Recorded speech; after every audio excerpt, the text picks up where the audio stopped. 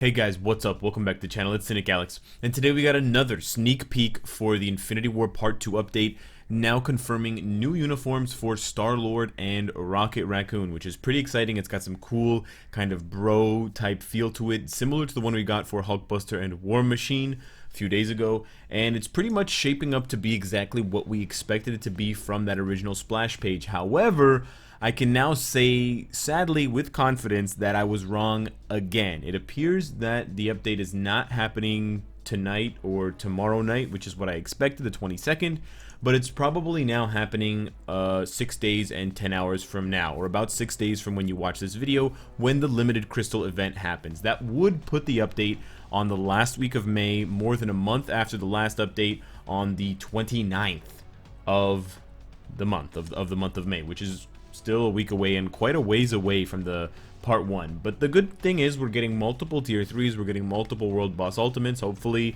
and we're getting a lot of new uniforms. Curiously, just to put it out there, we had a lot of uniforms for speed characters in the last update. We had Winter Soldier, Spider-Man, Black Widow. Groot doesn't count as a speed type. And then with this new update, we had a lot of universals in the last update: Corvus, Proxima, Thanos, and Thor. And now with this new update, we're getting a lot of uniforms for blast characters. You know, Scarlet Witch, War Machine, Star-Lord, and Rocket Raccoon. So quite a bit of a shift there, but not much for the combats in general. But taking a look more closely now at the two updates for Rocket and Star-Lord, I wanted to go over my expectations for these uniforms and then go into some gameplay to kind of flesh out some of the ideas that I put forward. Both of these characters have had uniforms before. Star-Lord has 2 here from Guardians of the Galaxy and being on the Tour de France, and then Rocket has 2 uniforms, the second of which is actually much uglier than his default look. So both of them have had multiple attempts at reworks, and both of them have failed. Neither of these characters is very good. Star-Lord is definitely the better of the two. Although his damage is much lower than Rocket's, his survivability is much better thanks to lots of iframes, and he's got a much more usable tier 2 passive because of the 50% energy attack, in addition to the 30% ignore dodge. So he's a very flexible character. He just lacks damage. Even at tier 2, even with all these buffs, even with the tier 2 buffs, he still lacks damage. And one of the skills that they've never changed, that I'm desperately hoping they change with his new uniform, is his 5th skill. His 5th skill has never been changed before, and it's terrible. His new uniform is going to look like a combination of his first one with the mask and his third one with the jacket zipped up and cut off at the waist. So it's probably not too difficult for the animators to figure out. And then for Rocket, he looks dead similar to his new Infinity War uniform, except for the gun. They're taking out his giant nipple laser, and they're giving him a proper space tech. So that's pretty cool. He appears to be also losing the jetpack, which is fine. I don't need Rocket to fly around. I just need him to do a lot of damage and be able to protect himself. So while Star-Lord needs lots of offense, Rocket Raccoon needs lots of defense. He needs immunity or invincibility or a heal or something. He has a heal now, but it's absolutely terrible. Please don't tell me it's a good heal.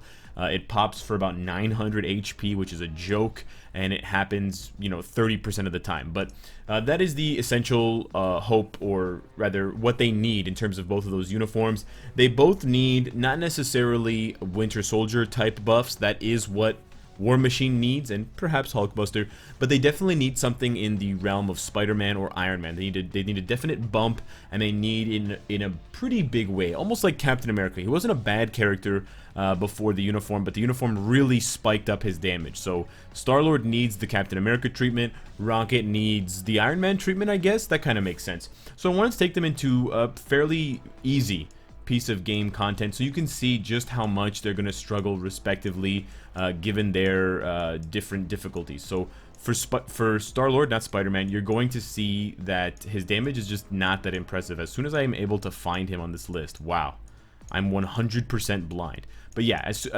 assuming I can actually find him and play with him, you'll see that his damage is just really poor in comparison to what you expect from a tier 2 character with as many buffs as he has. Guaranteed crit damage, ignore dodge, 50% energy attack, buffing himself, in addition to the uniform buffs.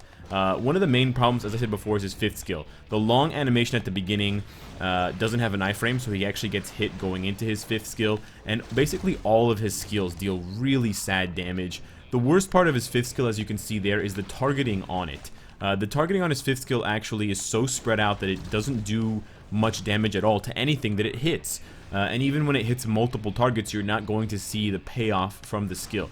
There's just not enough overall damage to warrant using the skill. And the fact that he winds up for so long puts him in so much danger. Keep in mind, this is a tier 2 character.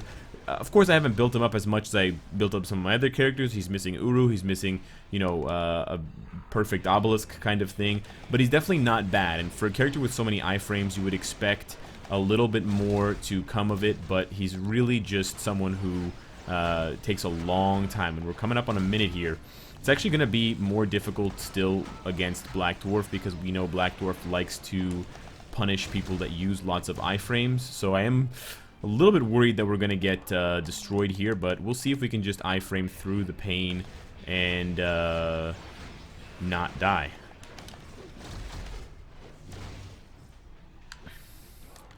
The long pause here will allow us to do a little bit of damage, but as you can see, it's really poor. It's less than 100,000 on his ultimate skill. Well, not his ultimate skill, but his 5th skill. And you can even see when I'm trying to break his shield, that's just not going to happen because the damage is just not there.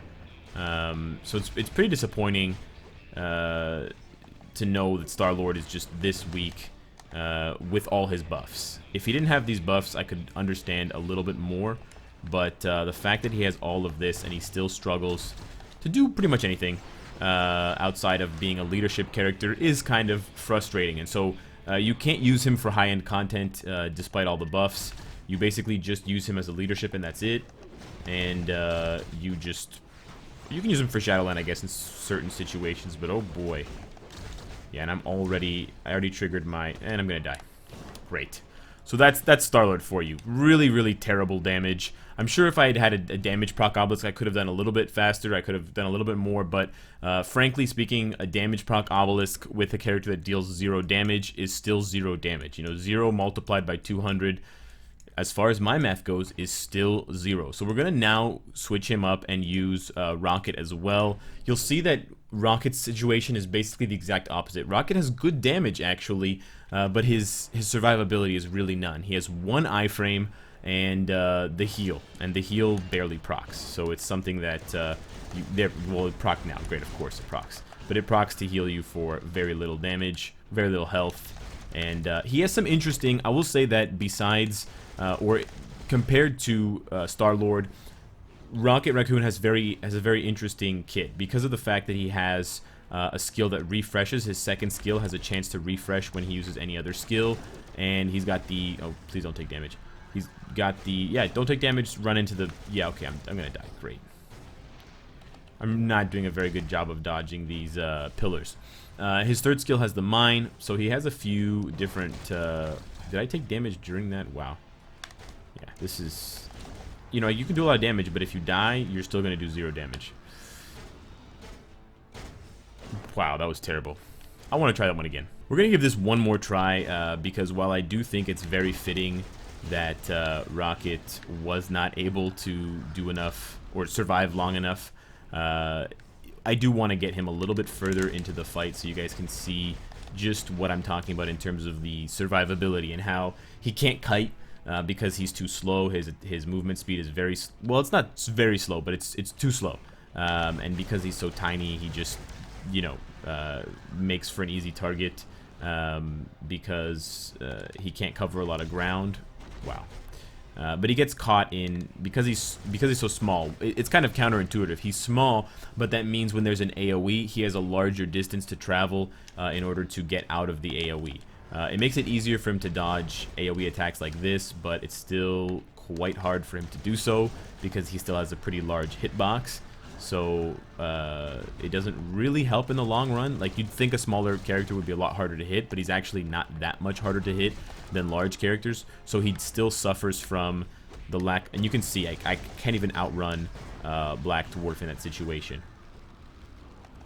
But the damage is a lot better than someone like Star-Lord, and although I'm not going to be able to crack his shield, I get a lot closer than Star-Lord does with just a few attacks. But I'm actually gonna have to switch here, otherwise he's gonna die. I don't... Come on, Star-Lord. Just move, dude. Come on. You're so sad.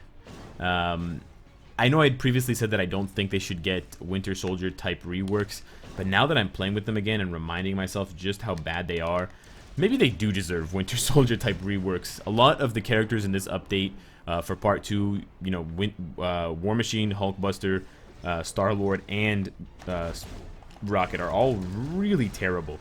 And so, unlike the last update where, you know, Spider-Man was really good, Iron Man was already kind of decent, almost on the fringes of being okay, and Cap was good, he just needed more damage. This is a far cry. These characters are a far cry from that situation. But, you know, we do our best. And we hope that he'll get a little bit more love. Please run. See, you can't outrun anything because he just gets stuck all the time. No matter what. Well, he gets stuck if you get frozen as well. But the damage is a little bit better. We're in the last phase. He's going to do that little kind of drum slam on the ground that he loves to do to kill you instantly. There's the drum slam. There's the circle for the drum slam. Oh, he's got 7,000 health. And we got it. Awesome. We ended up doing it with Star-Lord's leadership, the 50% energy. But you can see how painful it is, how difficult it is. And I do have, I think, a 2-second or a 3-second invincibility obelisk, and that's barely enough. Now, of course, if you max out these characters, you'll make them look a little bit better than I did. And you can definitely make them functional. But in terms of actually being good characters, they're not even close. They're slightly better than War Machine because they have iframes, because they have better damage. But they're, you know, C tier characters. War Machine is a D tier character, or I would go as far as to say that they're D tier characters, and War Machine is sadly an F tier character. But hopefully they all get the love that they deserve. And if you guys have some better ideas for what we can change for their uniforms to actually finally make them good enough, please let me know in the comments below. Finally, I just want to touch on something really quickly to give you guys a heads up for. It's not worthy of a whole video, but with the changes to World Boss Ultimate, we've seen a much sharper decline and much fewer drops of ISO 8. It's definitely still possible to get 6-star and awakened ISO 8 from World Boss Ultimate booty chests, but of course you guys are all hoping for CTPs and premium cards. So I would recommend, if you are the type of person who has been selling off 4-star ISO 8, especially for the lesser used ISO 8, like purple for the dodge, or yellow for the crit, or HP for the purple, for the orange for the HP, save them and upgrade them manually to 6 stars to then use to reroll or awaken other ISO 8 that you actually want, like chaotics or silvers or reds. And that is just in response to the sharp decline of farmable 6-star and up ISO 8 that we were getting from World Boss Ultimate before the update, before the first Infinity War update, that we are no longer getting. If you need some additional clarification on what I said, let me know in the comments below. But that'll be all. So subscribe if you enjoy the content and you want to support me. Hit the bell if you don't want to miss any of my content. And of course, if you like what you see, I hope to see you again tomorrow. Take care.